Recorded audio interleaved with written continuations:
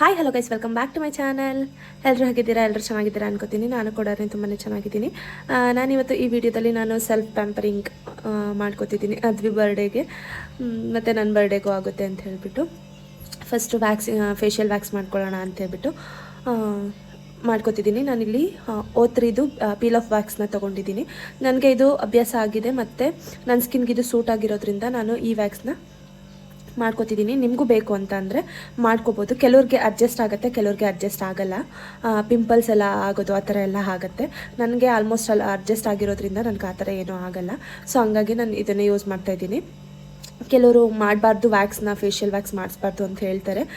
But ಅವರವ್ರ ಸ್ಕಿನ್ನಿಗೆ ಯಾವ ಥರ ಸೂಟ್ ಆಗುತ್ತೆ ಆ ಥರ ಮಾಡಿಸೋದ್ರಿಂದ ನನ್ನ ಪ್ರಕಾರ ಯಾವುದೇ ರೀತಿ ತಪ್ಪಿಲ್ಲ ಅಂತ ಹೇಳ್ಬಿಟ್ಟು ನಾನು ಅಂದ್ಕೊಂಡಿದ್ದೀನಿ. ನನಗಿದು ಸೂಟ್ ಆಗಿರೋದ್ರಿಂದ ಇದನ್ನೇ ನಾನು ಪ್ರಿಫರ್ ಮಾಡ್ತೀನಿ. ಮತ್ತು ನನಗೆ ಏರ್ ಗ್ರೋತ್ ಸ್ವಲ್ಪ ತಿಕ್ಕಾಗಿರೋದ್ರಿಂದ ನಾನು ವ್ಯಾಕ್ಸ್ನ ಮಾಡ್ಕೋತೀನಿ. ಐಬ್ರೋ ಥ್ರೆಡಿಂಗ್ ಎಲ್ಲ ಮಾಡಿಸಿದ್ರೆ ಸ್ಕಿನ್ ಪೀಲ್ ಆಗೋದು ಆ ಥರ ಎಲ್ಲ ಆಗುತ್ತೆ. ನನಗೆ ಸ್ವಲ್ಪ ಸೆನ್ಸಿಟಿವ್ ಸ್ಕಿನ್ ಇರೋದ್ರಿಂದ ಈ ವ್ಯಾಕ್ಸ್ ಮಾಡ್ಕೊಳ್ಳೋದ್ರಿಂದ ನನಗೇನು ಆ ಥರ ಆಗಿಲ್ಲ. ಹಾಗಾಗಿ ಸ್ವಲ್ಪ ನನಗೆ PCOS ಪ್ರಾಬ್ಲಮ್, ಹಾರ್ಮೋನ್ ಇಂಬ್ಯಾಲೆನ್ಸ್ ಆಗ್ತಾ ಇರುತ್ತೆ ಅವಾಗವಾಗ. ಹಾಗಾಗಿ ನಾನು ಈ ವ್ಯಾಕ್ಸ್ನ ಮನೆಯಲ್ಲೇ ಮಾಡ್ಕೋತೀನಿ. ಸಮ್ಟೈಮ್ಸ್ ಇಲ್ಲಿ ನಾನಿರೋ ಜಾಗದಲ್ಲಿ ಅವೈಲಬಲ್ ಇಲ್ಲದೇ ಇರೋ ಕಾರಣ ನಾನೇ ಮನೇಲಿ ಮಾಡ್ಕೋತೀನಿ.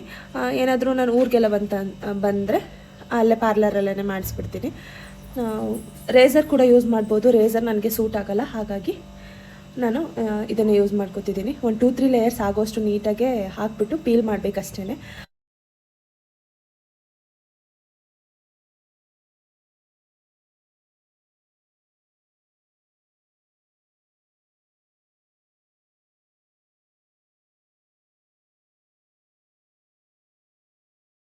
ಅದಾದಮೇಲೆ ಸ್ವಲ್ಪ ಆಯಿಲ್ ಹಾಕ್ಬಿಟ್ಟು ನೀಟಾಗೆ ಫೇಸ್ನೆಲ್ಲ ಕ್ಲೀನ್ ಮಾಡಿದ್ರೆ ಆಯ್ತಷ್ಟೇ. ನೈಲ್ಸ್ ಎಲ್ಲ ಸ್ವಲ್ಪ ಶೇಪ್ ಇರಲಿಲ್ಲ, ಹಂಗಾಗಿ ನೈಲ್ಸ್ ಎಲ್ಲ ಸ್ವಲ್ಪ ಫೈಲ್ ಮಾಡ್ತಿದ್ದೆ. ಅದೆಲ್ಲ ಫೈಲ್ ಮಾಡಿ ಮತ್ತು ಪ್ರೆಗ್ನೆನ್ಸಿಲಿ ನೈಲ್ ಪಾಲಿಶ್ ಎಲ್ಲ ಹಚ್ಚಲಿಕ್ಕೆ ಸ್ವಲ್ಪ ಅಲೋ ಮಾಡಲ್ಲ ಇಲ್ಲೆಲ್ಲ. ಹಾಗಾಗಿ ಅಂದರೆ 1 ಡೇಗಷ್ಟೇ ಸುಮ್ಮನೆ ನಾನು ಎನಮಲ್ ಕೋಟ್ ಮಾಡ್ತಾಯಿದ್ದೀನಿ ಅಷ್ಟೇ. ಚೆನ್ನಾಗಿ ಕಾಣಿಸುತ್ತೆ ಶೈನಿಂಗಾಗಿ ಅಂತ ಹೇಳ್ಬಿಟ್ಟು. ಇನ್ನು ನೈಲ್ ಪೇಂಟಲ್ಲೆಲ್ಲ ಆದರೆ ಕಲರ್ಸ್ ಎಲ್ಲ ಯೂಸ್ ಮಾಡಿರೋದ್ರಿಂದ ಜಾಸ್ತಿ ಕೆಮಿಕಲ್ಸ್ ಇರುತ್ತೆ, ಯೂಸ್ ಮಾಡಬಾರ್ದು ಅಂತ ಹೇಳ್ತಾರೆ. ಮತ್ತು ಇಲ್ಲಿ ಯೂಸ್ ಮಾಡೋ ಹಾಗೂ ಇಲ್ಲ. ಡಾಕ್ಟರ್ ಅಪಾಯಿಂಟ್ಮೆಂಟ್ ಅವಾಗವಾಗ ಇರೋದ್ರಿಂದ ಮತ್ತು ಏನಾದರೂ ಡಾಕ್ಟರ್ ನೋಡಿದ್ರೆ ಬೈತಾರೆ. ನೈಲ್ಸ್ನು ಆ್ಯಕ್ಚುಲಿ ಬಿಡೋ ಆಗಿಲ್ಲ, ನೀಟಾಗೆ ಕಟ್ ಮಾಡಬೇಕು. ನಾನು ಬರ್ಡೇ ಮುಗಿದ್ಮೇಲೆ ಕಟ್ ಮಾಡೋಣ ಅಂತ ಹೇಳ್ಬಿಟ್ಟು ಸುಮ್ಮನೆ ಇದ್ದೀನಿ. ನನಗೆ 12th ಅಪಾಯಿಂಟ್ಮೆಂಟ್ ಇರೋದ್ರಿಂದ ಅಷ್ಟೊತ್ತಿಗೆ ಕಟ್ ಮಾಡ್ಕೊಂಡು ಹೋಗ್ತೀನಿ. ಸ್ವಲ್ಪ ವ್ಯಾಕ್ಸ್ನು ಮಾಡ್ಕೊಳ್ಳೋಣ ಅಂತ ಹೇಳ್ಬಿಟ್ಟು ಮನೆಯಲ್ಲೇ ಮಾಡ್ಕೋತಿದ್ದೆ. ನನಗಿದೆಲ್ಲ ಸ್ವಲ್ಪ ಪ್ರಾಕ್ಟೀಸ್ ಇರೋದ್ರಿಂದ ನಾನಾಗೇ ಸೆಲ್ಫ್ ಮಾಡ್ಕೋತೀನಿ.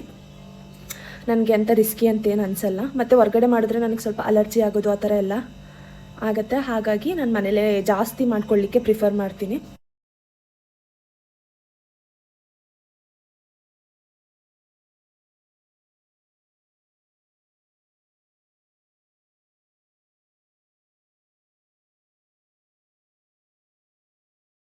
ಇದು O3 ಏರ್ ಡ್ಯಾಮೇಜು ಕಿಟ್ನ ತರಿಸ್ಕೊಂಡಿದ್ದೆ. ಇದು ಆ್ಯಕ್ಚುಲಿ ಊರಿಗೆ ಬಂದಾಗಲೇ ಇಟ್ಕೊಂಡಿದ್ದೆ, ಯೂಸೇ ಮಾಡಿರಲಿಲ್ಲ.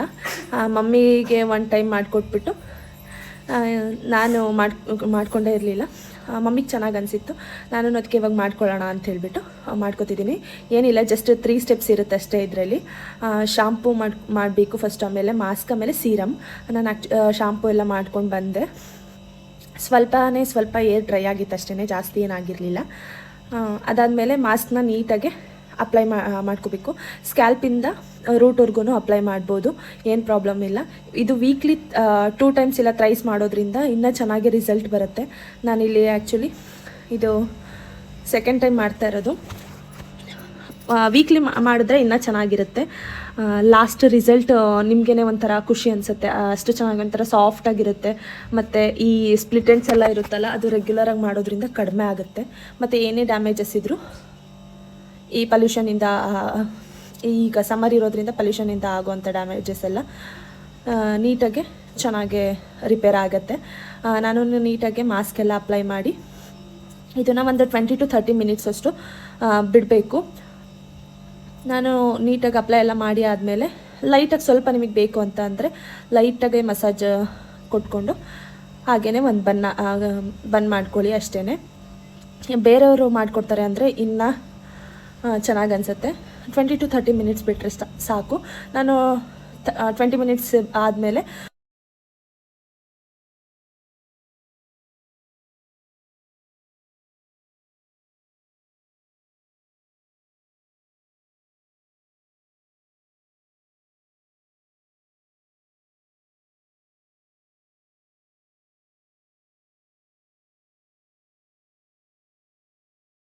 ಸ್ವಲ್ಪ ಸ್ಟೀಮ್ ಕೊಡ್ತಾಯಿದ್ದೆ. ನಿಮ್ಮ ಹತ್ರ ಏನಾದರೂ ಹೆಡ್ ಸ್ಟೀಮರ್ ಇದ್ದರೆ, ಇಲ್ಲಾಂತಂದರೆ ಹೆಡ್ದು ಸ್ಟೀಮಿಂಗ್ ಕ್ಯಾಪ್ ಇದ್ದರೆ ಅದನ್ನು ಕೂಡ ಯೂಸ್ ಮಾಡ್ಬೋದು. ನನ್ನ ಹತ್ರ ಆ ಥರ ಸ್ಟೀಮಿಂಗ್ ಕ್ಯಾಪ್ ಇರಲಿಲ್ಲ, ಹಾಗಾಗಿ ನಾನು ಈ ಸ್ಟೀಮರಲ್ಲಿ ಏನು ಫೇಸ್ ಸ್ಟೀಮರ್ ಇರುತ್ತೆ ಅದರಲ್ಲೇ ನಾನು ಸ್ಟೀಮ್ ತಗೋತಾ ಇದ್ದೀನಿ. ನೀಟಾಗೆ ಸ್ಟೀಮ್ ಕೊಡೋದ್ರಿಂದ ಏನು ನಾವು ಪ್ರಾಡಕ್ಟ್ ಯೂಸ್ ಮಾಡಿರ್ತೀವಿ ಅದು ಫುಲ್ಲು ಸ್ಕ್ಯಾಲ್ಪಿಗೆಲ್ಲ ಪೆನೆಟ್ರೇಟ್ ಆಗುತ್ತೆ. ಹಾಗಾಗಿ ನಾನು ಸ್ಟೀಮ್ ಕೊಡ್ತಾಯಿದ್ದೀನಿ. ಸ್ಟೀಮ್ ಎಲ್ಲ ಕೊಟ್ಟಾದಮೇಲೆ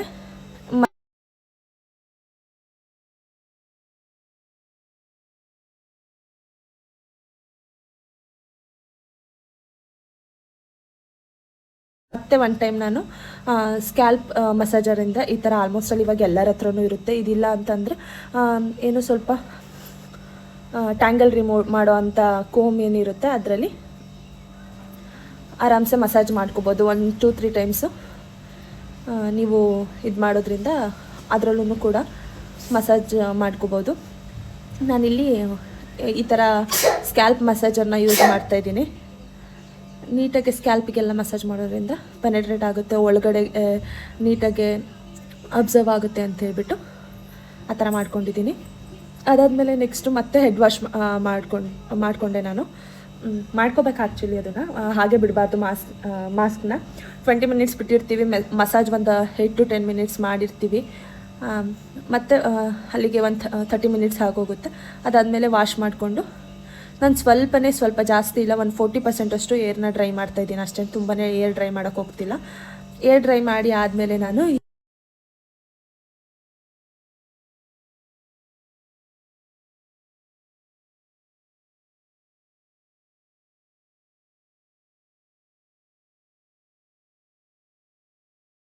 ಸೀರಮ್ನ ಅಪ್ಲೈ ಮಾಡ್ತಾಯಿದ್ದೀನಿ. ಫುಲ್ ಸೀರಮ್ನ ಅಪ್ಲೈ ಮಾಡಬೇಕು. ಇದನ್ನು ಅಷ್ಟೇ ಸ್ಕ್ಯಾಲ್ಪಿಂದ ರೂಟ್ವರೆಗೂ ಅಪ್ಲೈ ಮಾಡಬೇಕು, ಮತ್ತು ನೀಟಾಗೆ ಮಸಾಜ್ ಮಾಡ್ಕೋಬೇಕು. ಆವಾಗವಾಗ ಈ ಥರ ಏನು ನಾವೇ ಸೆಲ್ಫಾಗೆ ನಮ್ಮನ್ನ ನಾವು ಪ್ಯಾಂಪರ್ ಮಾಡ್ಕೊಳ್ಳೋದು ತುಂಬಾ ಇಂಪಾರ್ಟೆಂಟ್ ಆಗಿರುತ್ತೆ. ಹೊರಗಡೆ ಸಮ್ಟೈಮ್ಸ್ ಹೋಗೋಕ್ಕೆ ಆಗಿರಲ್ಲ, ಎಲ್ರಿಗೂ ಒಂದೇ ರೀತಿ ಸಿಚುವೇಶನ್ಸ್ ಇರಲ್ಲ. ಹೊರಗಡೆ ಹೋಗಿ ಮಾಡಿಸ್ಕೋಬೇಕು ಅಂತಂದರೆ ಎಕ್ಸ್ಪೆನ್ಸಿವ್ ಆಗಿರುತ್ತೆ, ಹೌದು. ಬಟ್ ಮನೇಲೇ ನಾವು ಈ ಥರ ಮಾಡ್ಕೊಳ್ಳೋದ್ರಿಂದ ನಮಗೆ ಸ್ವಲ್ಪ ಅಫೋರ್ಡಬಲ್ ಆಗೂ ಇರುತ್ತೆ, ಮತ್ತು ನಮ್ಮ ಟೈಮ್ ಹೇಗಿರುತ್ತೆ ಆ ರೀತಿ ನಮ್ಮ ಟೈಮ್ ನೋಡಿಕೊಂಡು ನಮ್ಮ ಟೈಮ್ ಅನುಕೂಲಕ್ಕೆ ತಕ್ಕಂಗೆ ನಾವು ಮಾಡ್ಕೋಬೋದು.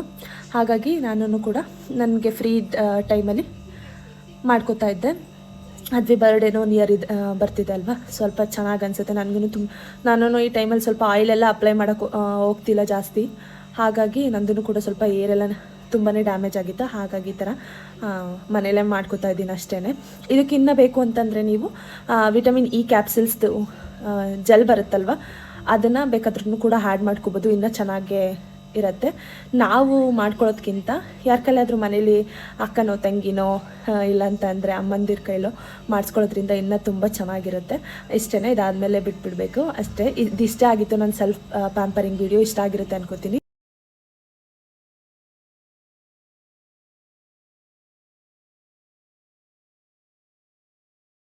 Thank you for the watching. ಇದಿಷ್ಟೇ ಆಗಿರುತ್ತೆ ನನ್ನ ಈ ಸೆಲ್ಫ್ ಪ್ಯಾಂಪರಿಂಗ್ ವಿಡಿಯೋ. ನಿಮ್ಮೆಲ್ರಿಗೂ ಇಷ್ಟ ಆಗಿರುತ್ತೆ ಮತ್ತು ಇನ್ಫಾರ್ಮೇಟಿವ್ ಆಗಿದೆ ಅಂತ ಹೇಳ್ಬಿಟ್ಟು ಅನ್ಕೋತೀನಿ. ಹೀಗೆ ಸಪೋರ್ಟ್ ಮಾಡ್ತಾಯಿರಿ. Lots of love.